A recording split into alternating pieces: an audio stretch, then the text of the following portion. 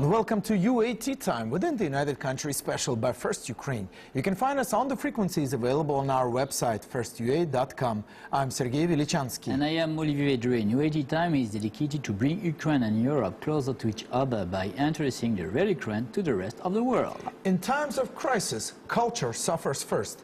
But is that right? If it seems that we have crisis all 24 years of our independency, maybe we need to take a different look. Nevertheless, we have some of the world's best representatives from our culture on the best concert halls stages in the world. Our guest today is Susanna Chakhoian, an honored artist of Ukraine and the Soloist of National Opera House of Ukraine. She is laureate of international singing competitions and has performed with great success on many opera and concert stages in Europe. Welcome. Thank you. All right. Hi, everybody. Yes.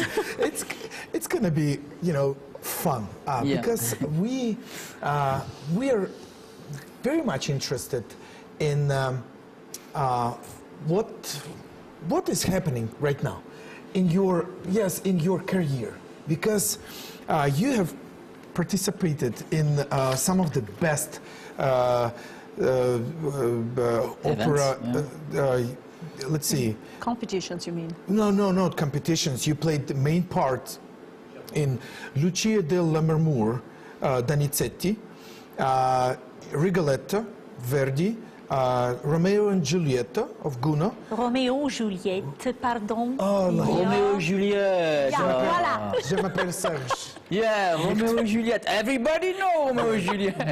Nicht verstehen. That was my debut. Really? Juliette, yeah. That was my first role. The Bohemians of Puccini, and La Bohème. let me say it in Italian, Il flauto magico, right? Yeah. Il flauto magico. Flauto. Oh, the magic. flauto magico, the magic flute. Of Mozart. Yes. And of course the Pearl Fishers of Bizet. French. Yeah. But then- Les pêcheurs de perles. Wow. That's. But then one of the while I was doing the research on all of the lot of different activities, one interesting fact was that Yevgenia Miroshnichenko, the famous Yevgenia Miroshnichenko, she called you and she asked you that you recorded the tales from the Vienna woods, and she said, you know what, it's very decent. And that was you said that was one of the best compliments. Yeah, that's true. And today, when I'm a teacher since a couple of years, and I still do the same as she did. Yeah, that's not bad. And my students know, okay, that's good. That was really good. Okay, So decent, not bad. Yeah, it's better to do it that way rather than just say, yeah, you're a genius, you're perfect. Then the student is losing this motivation. You see, there's always and the stimul to make it further. Yeah. There is always room to grow, and that's as a teacher, I think that's true. You can never say, 10 out of 10. You can always say 7, 8, and to show that there is room. Sometimes in between, but not very quick, very often. All right. Olivier is a professor too, so what grades do you give to students? Never 10 to 10. Okay. All right. Never. And you don't sing, right? I know. No. Yeah, politicians are like that. I am also a little bit British. Okay. All right. So you've got an interesting question. Yes. I wanted you to present yourself, but you did a performance as soprano, the Mozart Requiem for Maiden Memorial. And what was your feeling during? Because what was your feeling with doing this event? The first thought was, of course, yeah, that's Requiem, Mozart. The great, the genius music, and besides fantastic colleagues on the stage. That was National Symphonic Orchestra and one of the best choruses in the world, Dumka, and wonderful colleagues, I mean the singers, the soloists with me. And that was so exciting. But the second thought, oh my God, that's such a big responsibility to stay there on the stage in front of millions of people. Actually, it has been broadcasted, and all this story, you could see these faces. Normally, you perform this music in the Philharmonic Hall, and it's something. You could hide yourself from real feelings. You could concentrate yourself on the music, on how it's made. But there on Maidan, to see all these faces, all these thousands of people bringing flowers, all these memories in your head, that was the most difficult thing about this event, not to allow yourself to cry. Because it's killing. It's killing on the stage.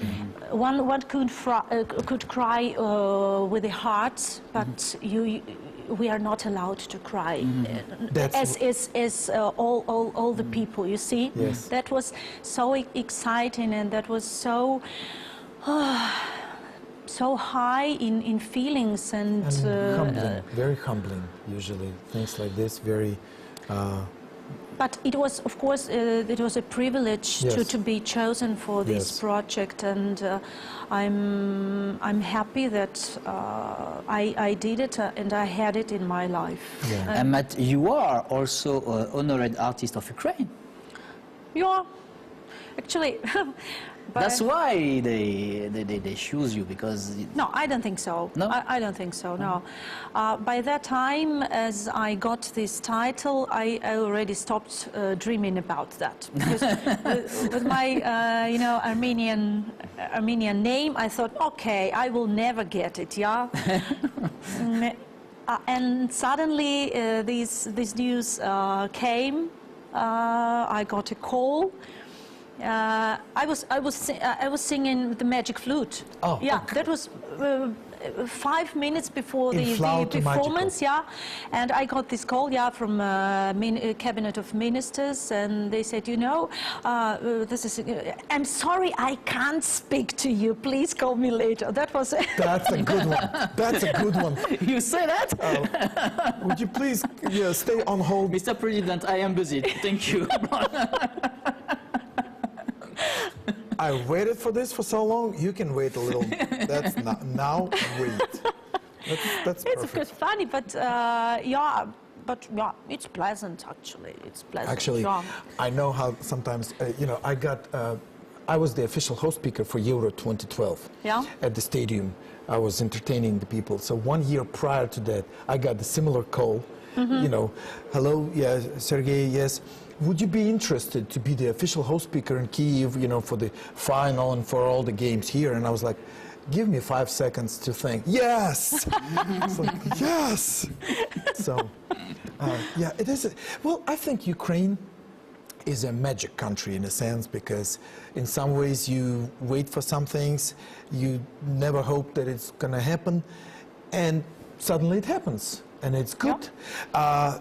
Because I think it's reasonable that you are representing Ukraine, regardless of your last name.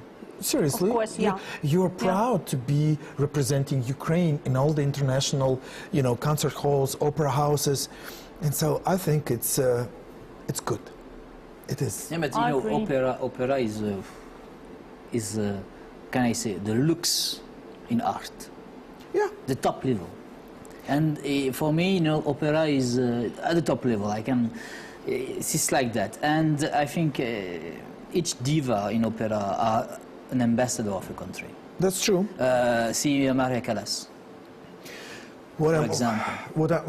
You know, in some cases that we have ambassadors, sport ambassadors, Yeah. because somehow they get promoted much better because of PR, of you know, people's interests of different sports. So we have Andrei Shevchenko, who has become, you know, a legend.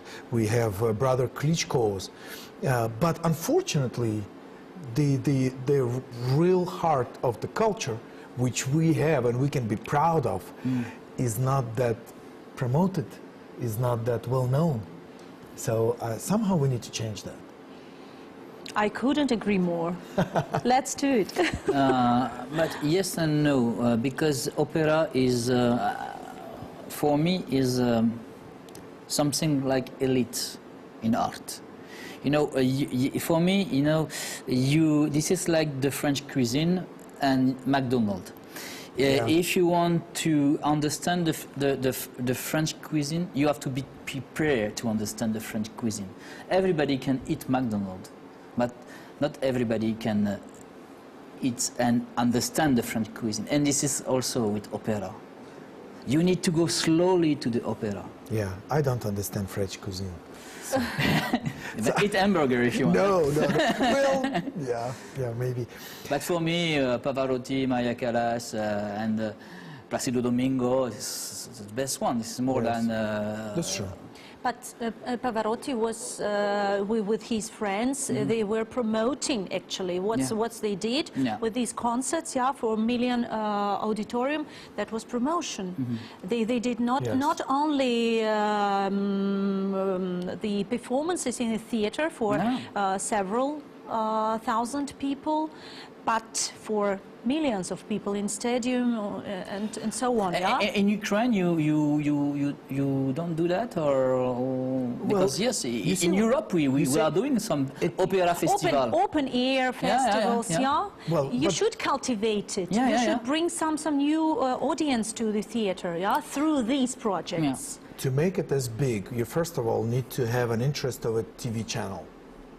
You know, at this point, TV channels are interested in pop culture more than in this kind of... Unfortunately, So, secondly, then, once the TV channel is there, then the sponsors will come to make it real big and real nice. To have some real nice, real good guests come to perform, to really make a big festival. But you know, if we show to the young generation some part of some famous opera, you will be very surprised. You will, you know, you say that I am a professor and I know a lot of students, and I know that if we show to those students some opera, they can become fan of that.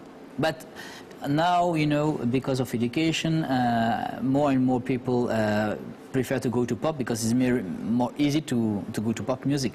But really, in education, you need to show also this classic music. Yes. And this is the difference between bad and good education, for me. That's true. That's true. Now, last year, you were presented to the audience in a little bit new capacity. As a dancer. Oh my God! Yes, I know I what saw you the mean. video. I saw the video. Yes, with your husband, Alfred Proust. Proust. Yeah. Okay. I'm sorry. I just do the Cyrillics. Proust is another story. Yeah. Okay. All right. Proust. All right. So with your husband, you participated in the show. And actually, you have some good results, some good marks. Yeah. So how do you feel about that? How did you end up in doing this? And you know, how fun it was.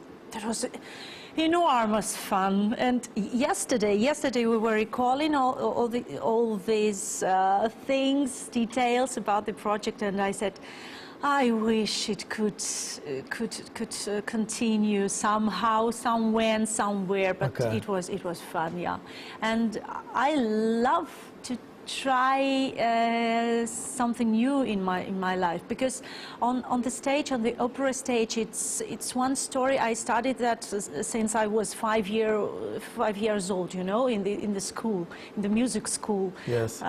But television, all these projects, dancing, it's something really exciting, and it's giving a new kick in your career, I think.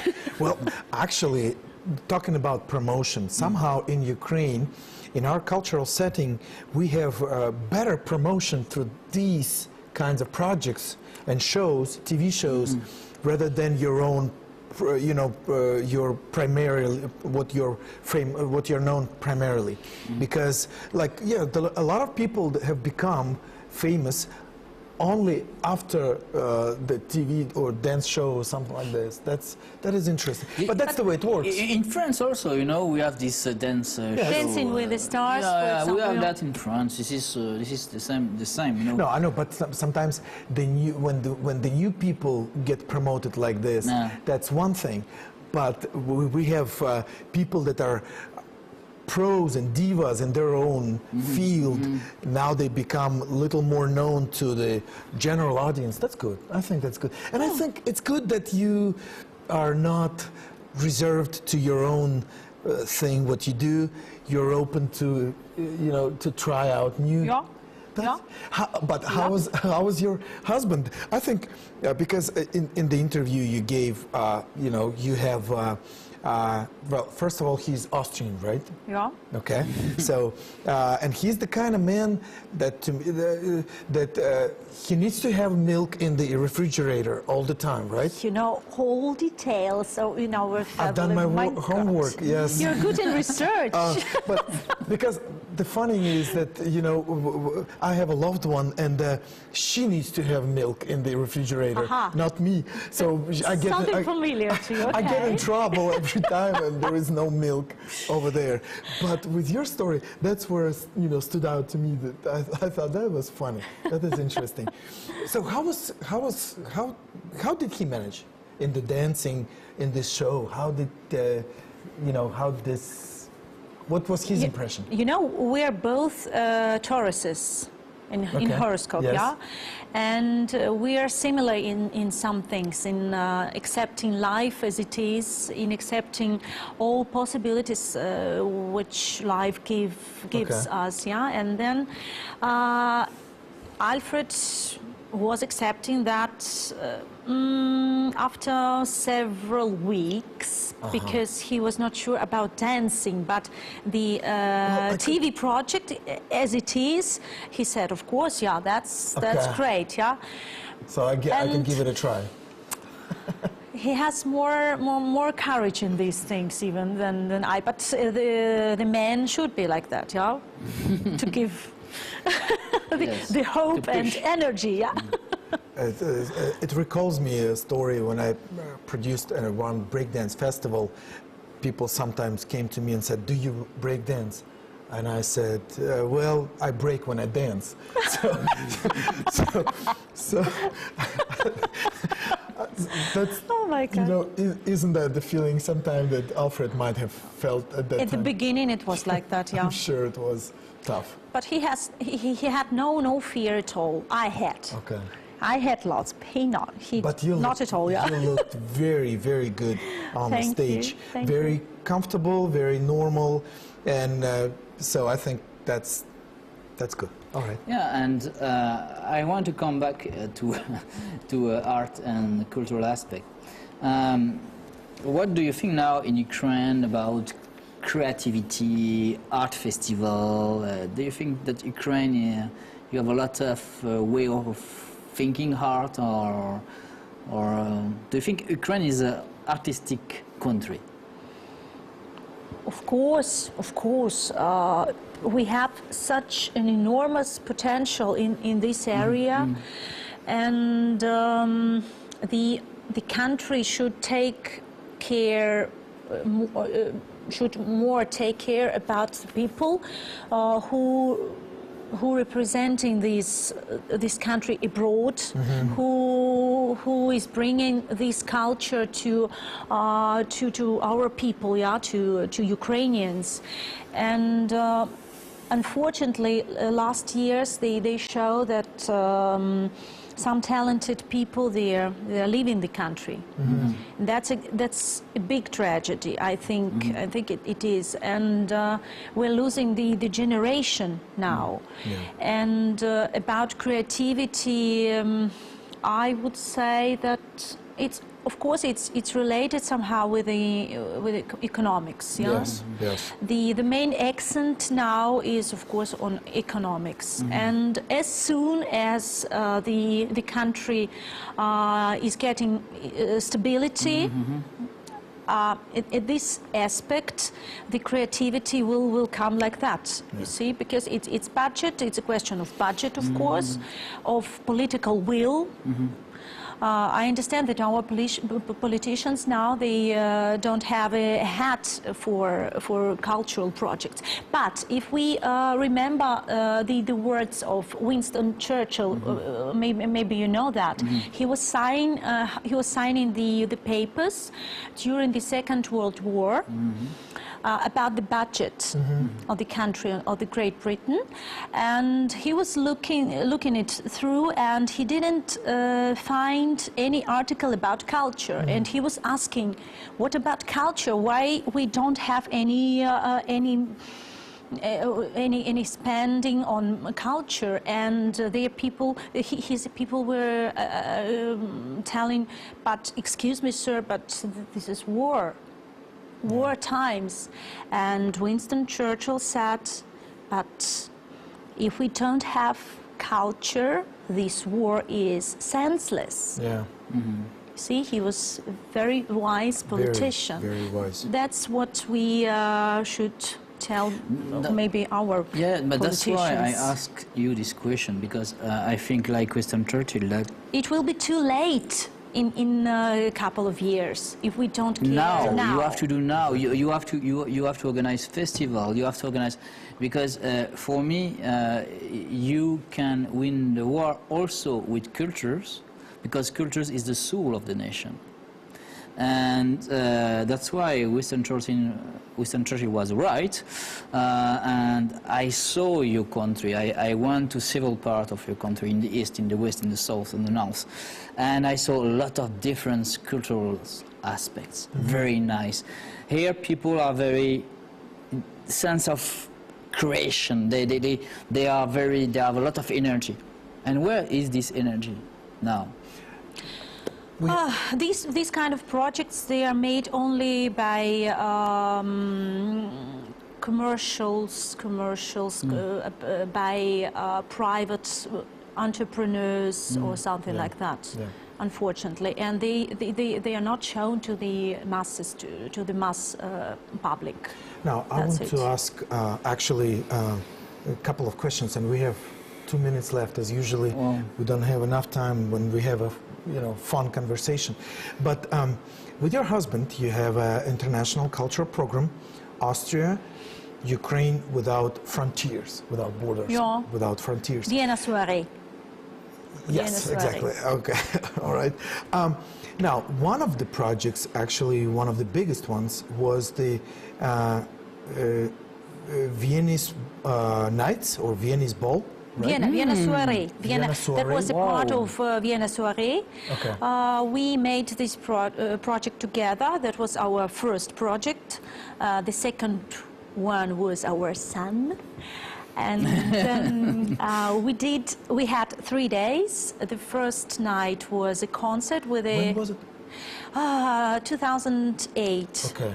And then came crisis. Yes. That was why we couldn't continue that. Yes. Okay. And we still have it in plan, so as soon as... Yes, and we'll hope that we can still do this in spite of the like crisis. a Vienna Ball.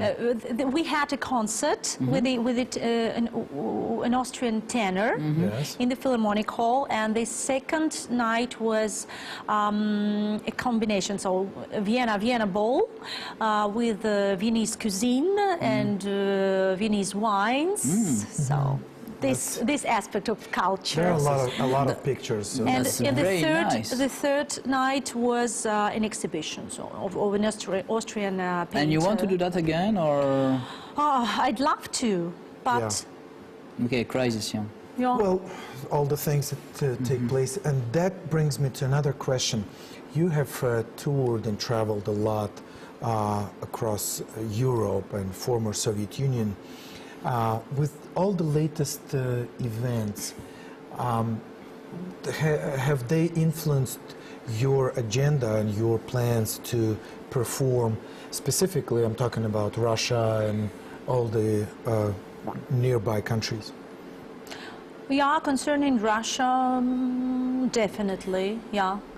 I lost actually one contract with a TV channel Russia, just at the time when these actions have been started, and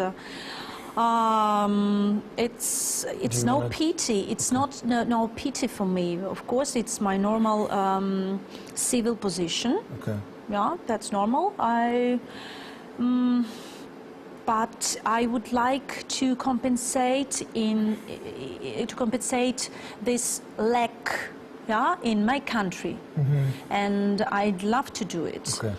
And I'm waiting for this possibility in my country, and yeah. Okay. It should be done here, Sure. and should all these potential should work here in our country. Exactly. That's my dream. Exactly. Actually, in one of the interviews, you mentioned about Armenian diaspora. That is not. How is it doing right now in Ukraine? Because you mentioned that there was no church, Armenian Orthodox In Church? Kiev, still in okay. Kiev, yeah. Okay. They have found it. There is a place, yeah, a certain place, but actually they are doing pretty well. All this, right. yeah. That's good. I'm a kind of a bird who has two wings. One is Ukraine, and the second is Armenia. Yes, and, a real nice mix. It gives double energy and double possibility even. Well, You know, the Armenian diaspora in France, they are very efficient. Yeah. Very efficient. And in Ukraine, Союз Армян, how it's called, Armenian Union, yeah. They are doing several days ago. They made a lovely exhibition in Sofia. Okay. The churches photo exhibition about the churches, the Armenian reliquias, which are staying here, the icons. It's a huge area to study and to present to Ukrainian people as well. And a quick question before we end. You mentioned again in some of your previous interviews about lack of good concert halls and stages for quality sound and acoustics. That's a shame. That's a shame. I assume it hasn't changed since that interview. There was a talk about, you talked about some small opera house. No. I think it was open, but I don't know how well does it function. No, the situation stays like it has been. Yeah. No investment? No investment? Yeah. No.